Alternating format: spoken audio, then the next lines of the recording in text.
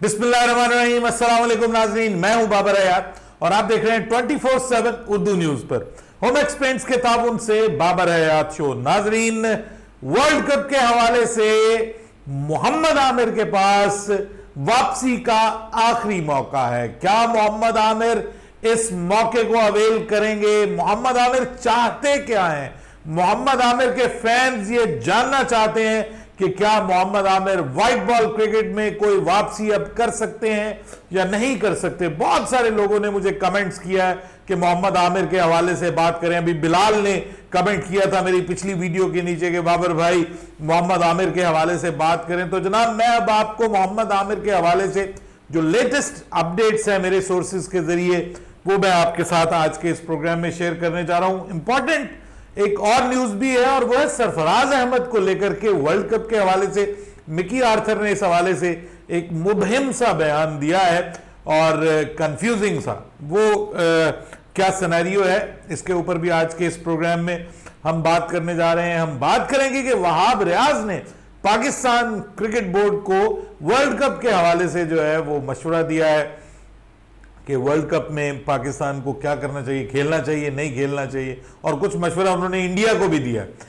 वजीर खेल है वो आजकल, तो उनकी बात तो सुननी पड़ेगी और आपको भी सुनानी पड़ेगी। और इसके अलावा हम बात करेंगे जनाब के एक जो लेटेस्ट डेवलपमेंट है वो है आईसीसी का जो रोकड़ा है, माल है, वो दुनिया में किस तरह से तकसीम होगा, उसको लेकर के पाकिस्तान क्रिकेट बोर्ड नाराज है। भारत को बहुत सा माल मिल रहा है, पाकिस्तान, ऑस्ट्रेलिया, इंग्लैंड, इनको उतना माल नहीं मिल रहा, सारा माल भारत लेके जा रहा है। अब इसके ऊपर आवाजें उठना शुरू हो गई हैं। कुछ इंटरनेशनल क्रिकेटर्स भी इसके ऊपर बात कर रहे हैं। माइकल एथरटन ने इसके ऊपर तफसील से बात की है। अब पाकिस्तान के नजम सेठी ने भी इसके ऊपर नाराजगी का इजहार किया है। ये भी आज का हमारा मौजू होगा। लेकिन आगे बढ़ने से पहले आपको जो सबसे जबरदस्त खबर आपको बताने जा रहा हूं वो है बाबर आजम के हवाले से। कि आपको पता है गुज़िश्ता रोज जो है वो आयरलैंड और बांग्लादेश के मैच के बाद जो है वो जो ओडीआई सुपर लीग जो है उसका पूरा जो एक बना था सिनेरियो वो अब खत्म हो गया। और वो पूरे का पूरा जो सीजन खत्म होने के बाद बाबर आजम जो है वो टॉप पर आया। और बाबर आजम के टॉप पर आने की वजह से अब इंडियन मीडिया जो है वो आईना दिखा रहा है अपने खिलाड़ियों को और अपने खिलाड़ियों को बता रहा है कि देखो, हम बाबर आजम को जो मर्जी कहेंगे जी, आप उसको, कुछ लोग उसको जिम बाबर आजम कहते हैं और कुछ लोग डैश का किंग, कुछ इस किस्म के अल्फाज इस्तेमाल करते हैं क्योंकि इंतहाई फजूल और जिसको आप कहते हैं कि बिल्कुल बिलो द बेल्ट जाके बात करने वाली है, वो आप लोग अपना आप बताते हैं। बहरहाल बाबर आजम ने जनाब भारतीय मीडिया को शशदर करके रख दिया और इस वक्त ओवरऑल भारतीय मीडिया पे गुज़िश्ता 2 दिनों से बाबर आजम के चर्चे हैं। वो कहते हैं कि हम किस तरह से उसको जिम बाबर आजम कहें। उसने हर टीम के खिलाफ परफॉर्म किया है, उसने हर टीम के खिलाफ या तो सेंचुरी बनाई है या 50 बनाई है और अब वो इस पूरे साइकिल में सबसे ज्यादा रन्स बनाने वाले बल्लेबाज हैं। 1465 के करीब, I think so, if I am not wrong. अगर कुछ एग्जैक्टली मुझसे गलती हो जाए तो माफ कर दीजिएगा, लेकिन तकरीबन इतने रन्स उन्होंने बनाए हैं। और उनके मुकाबले में विराट कोहली का 75वां नंबर है। यानी ओडीआई सुपर लीग में विराट कोहली जो है वो बहुत पीछे हैं बाबर आजम के मुकाबले में। सो इससे अब आप अंदाजा लगा सकते हैं कि फर्क बहुत ज्यादा है। I am not saying that कि इससे विराट कोहली को छोटे प्लेयर बन जाएंगे। देखिए, विराट कोहली का कद अपनी जगह बड़ा है, वो बड़ा खिलाड़ी है, हिंदुस्तान का बहुत बड़ा खिलाड़ी है, दुनिया का बहुत बड़ा खिलाड़ी है। और मैं बड़े दिल का बंदा हूं, जो बड़ा खिलाड़ी है जिस मुल्क का भी है मैं उसको अप्रिशिएट करता हूं। राज रहा है दुनिया क्रिकेट के ऊपर विराट कोहली का, लेकिन अब वो राज नहीं रहा।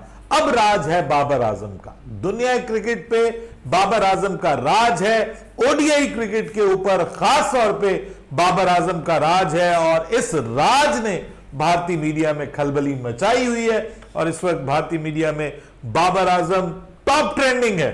और उसकी वजह यह है कि वो मीडिया ये कह रहा है कि जी वो परफॉर्म करके बता रहा है, उसके आंकड़े बता रहे हैं, ये लफ्ज इस्तेमाल किया जाए, उसके आंकड़े, उसके स्टैटिस्टिक्स बता रहे हैं कि जनाब he is performing against all the teams, सारी टीमों के खिलाफ, ऑस्ट्रेलिया, इंग्लैंड, न्यूजीलैंड, बड़ी बड़ी टीमों के खिलाफ, साउथ अफ्रीका, सबके खिलाफ मियां परफॉर्म किया है। और ये नहीं कि पाकिस्तान में, वहां जाके भी परफॉर्म किया है, उन मुल्कों में जाके सेंचुरीज बनाई हैं, उन मुल्कों में जाके 50s बनाई हैं, और 60 के लगभग एवरेज, जो उनकी एवरेज है वो 75 के करीब है।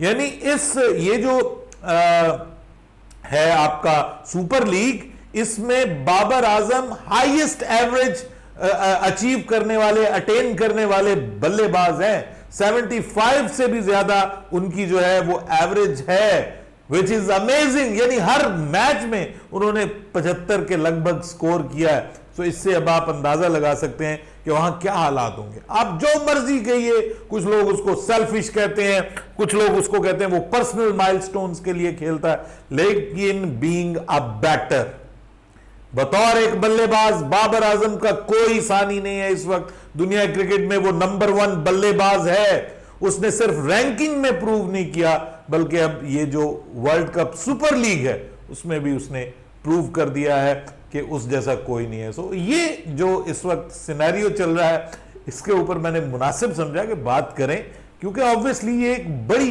बड़ी अचीवमेंट है जी, बड़ी अचीवमेंट है। ऐसा कभी हुआ नहीं है, और कि आपने इतने मैचेस खेले हो, कम मैचेस खेले हैं। इंडिया ने हमसे ज्यादा मैचेस खेले, इंग्लैंड ने हमसे ज्यादा मैचेस खेले, ऑस्ट्रेलिया ने हमसे ज्यादा मैचेस खेले, हम कम मैचेस खेल के हमारा बाबर उनसे आगे है। तो यार इससे बढ़कर आपको क्या सर्टिफिकेट चाहिए किसी को बड़ा खिलाड़ी करार देने के लिए। अगेन ये कहता हूं, हर खिलाड़ी का अपना रुतबा, अपनी जगह है, लेकिन बाबर जैसा कोई नहीं है। और मोहम्मद आमिर को लेकर के मैं अब आपको बता दूं कि this is the last chance for Mohammad Amir. Mohammad Amir अगर वापसी करना चाहते हैं तो वो बता दें कि मैं वापस आना चाहता हूं। करना क्या है, just take his retirement back, that's it. अपनी रिटायरमेंट वापस लो।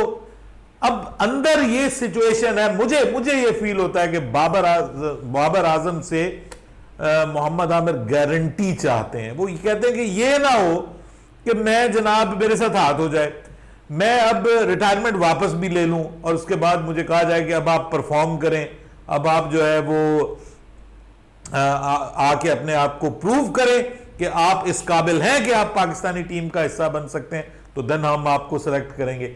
वो ये चाहता है कि उसको वाइल्ड कार्ड एंट्री मिले, मोहम्मद आमिर के लिए वाइल्ड कार्ड एंट्री हो, यानी वो ऊपर से कहीं से आए और आगे वो टीम का हिस्सा बन जाए और उसको गारंटी दी जाए कि जनाब आपको तो हम वर्ल्ड कप में लेकर के जा रहे हैं। लेकिन देखिए ऐसा हो नहीं सकता, क्योंकि अब मिकी आर्थर का जो लेटेस्ट बयान सामने आया ना, वो 2019 के वर्ल्ड कप में आपको पता आमिर भी था, बड़े बड़े बॉलर्स आपके पास थे और बड़े बड़े बल्लेबाज भी थे आपके पास, लेकिन मिकी आर्थर अब ये कहते हैं कि इस बार जो पाकिस्तान का वर्ल्ड कप स्क्वाड और वर्ल्ड कप की टीम बनेगी वो 2019 से ज्यादा बेहतर टीम है और उसमें ज्यादा बैलेंस्ड वो टीम नजर आ रही है और जो यंगस्टर्स हैं वो बड़े क्लास की फॉर्म में है। सो पाकिस्तान की बॉलिंग में अब आप देखें कि मोहम्मद आमिर और वहाब रियाज जो हैं वो कहां पे बैठे हुए हैं। खैर वहाब रियाज जो हैं वो तो इस वक्त वजीर की कुर्सी पे बैठे हुए हैं, लेकिन मोहम्मद आमिर अगर आना चाहते हैं तो उनको ये आखिरी मौका है।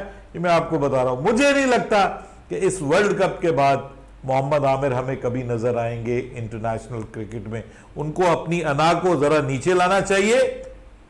परफॉर्मेंस उनकी बुरी नहीं है, नाम भी बुरा नहीं है। उन्होंने गुज़िश्ता रोज इमरान खान के अपने बारे में जो रिमार्क्स हैं उनकी एक वीडियो बनाई हुई थी और वो उन्होंने अपने इंस्टाग्राम अकाउंट पे शेयर की हुई थी और वो उसमें इमरान खान उनकी बड़ी तारीफें कर रहे हैं। तो भाई तारीफें तो बनती हैं मोहम्मद आमिर की।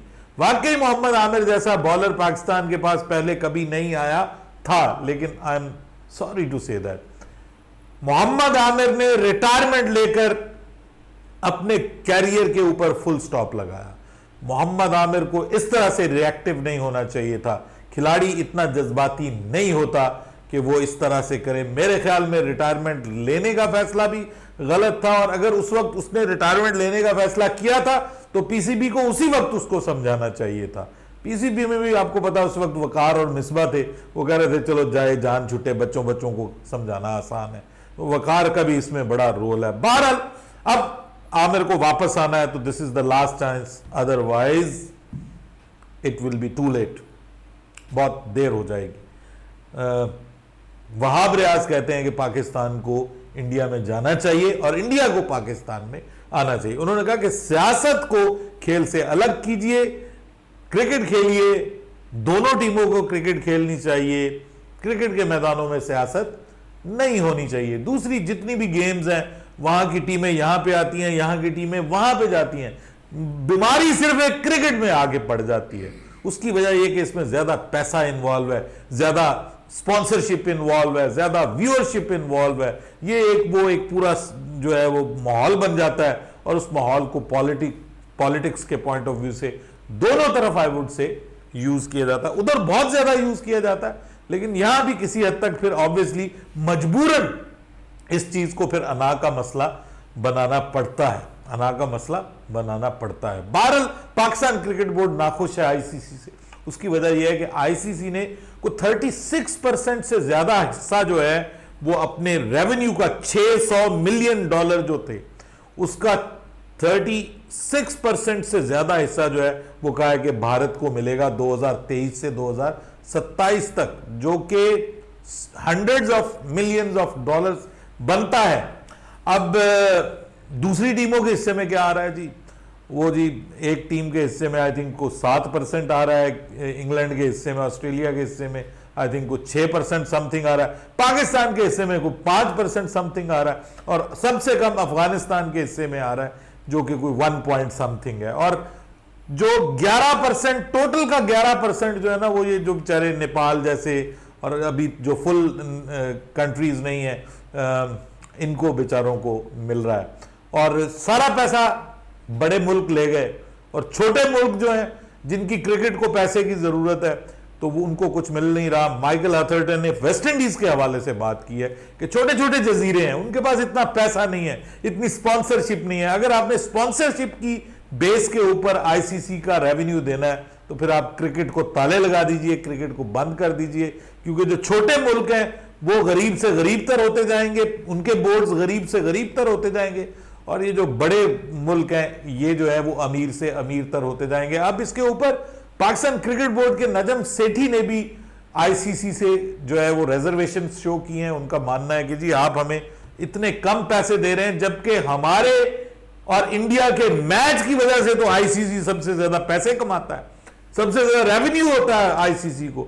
अगर हम और इंडिया का मैच ही ना हो तो फिर आईसीसी का रेवेन्यू कहां जाएगा? तो पाकिस्तान को इस हिसाब से जो है वो मिलना चाहिए। हम तो क्रिकेट को रोशन करने वाले हैं, क्रिकेट के अंदर जोश और जज्बा लेके आने वाले हैं, तो हमें उस हिसाब से पैसा मिलना चाहिए। मसला सारा पैसे का है साहब, इतना पैसा आ गया है क्रिकेट के अंदर, मुझे तो खौफ आता है बाजुकात कि जिस चीज में जब इतना पैसा आता है ना, वो चीज फिर अपने खात्मे की तरफ जाती है।